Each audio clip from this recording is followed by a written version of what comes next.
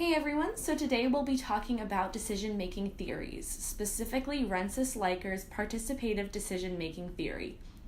Likert originally explored the idea of how organizational leaders make decisions in his book, The Human Organization. Likert's ideas were based on the notion that managers or supervisors with strong work productivity were more employee-centered and believed that to have efficient management, you need to treat employees as humans and not just worker bees.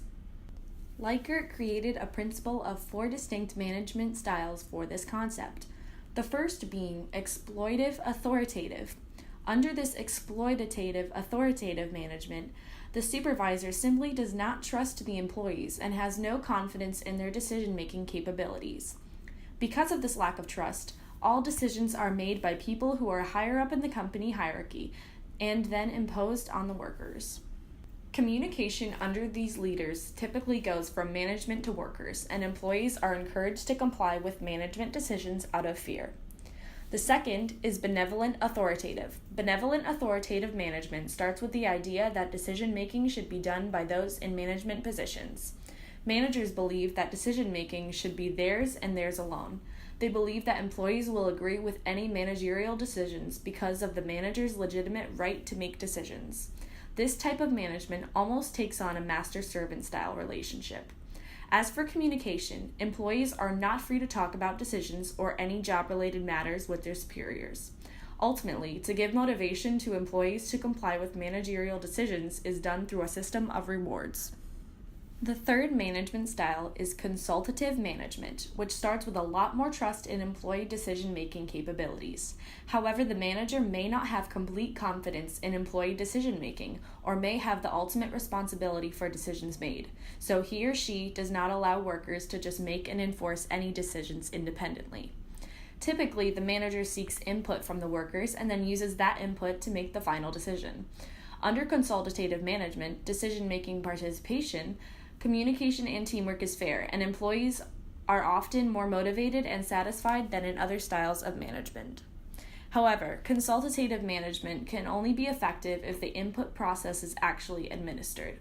One of the biggest mistakes made is some managers use pseudo-consultative practices where they pretend to seek out input from subordinates, even though the actual decision has already been made. The fourth theory is participative. Participative management has the goal of ensuring that decision-making and organizational goal attainment is what the entire company is striving for. In these organizations, organizational leaders have complete confidence in worker ability to make and implement decisions, so workers are constantly motivated to be active in the decision-making process. Under participative management, communication, decision-making participation, and teamwork is good, and employees tend to be motivated and satisfied. Now that we have learned Likert's 4 theories, we're going to go over the 7 steps to decision-making process. In general, the decision-making process helps managers and business professionals solve problems by looking at alternative choices and deciding on the best decision to make.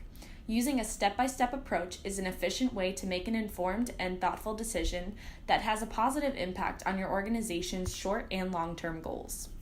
The first step is identifying the decision. The first step in making the right decision is recognizing the problem and deciding to solve it.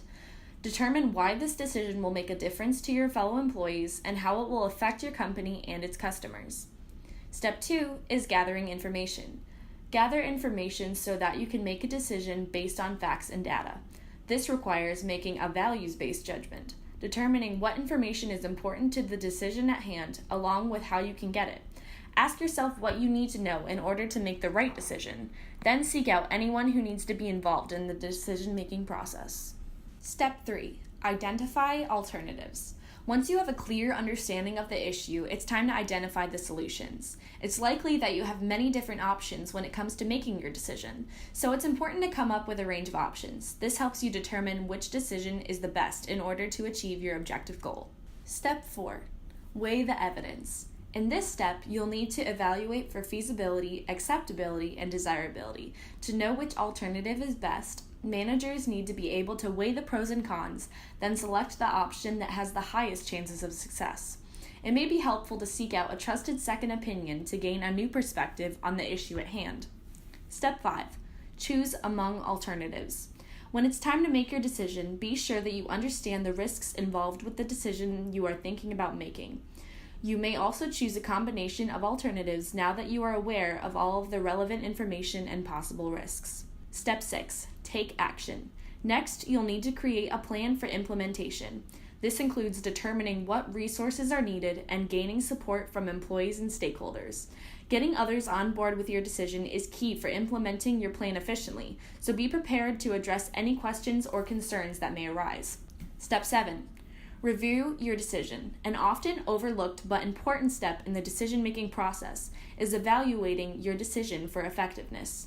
Ask yourself what you did well and what can be improved next time. In conclusion, Rensis-Likert theories were based on the idea that supervisors are employee-centered and to treat all employees as unique humans rather than just another worker.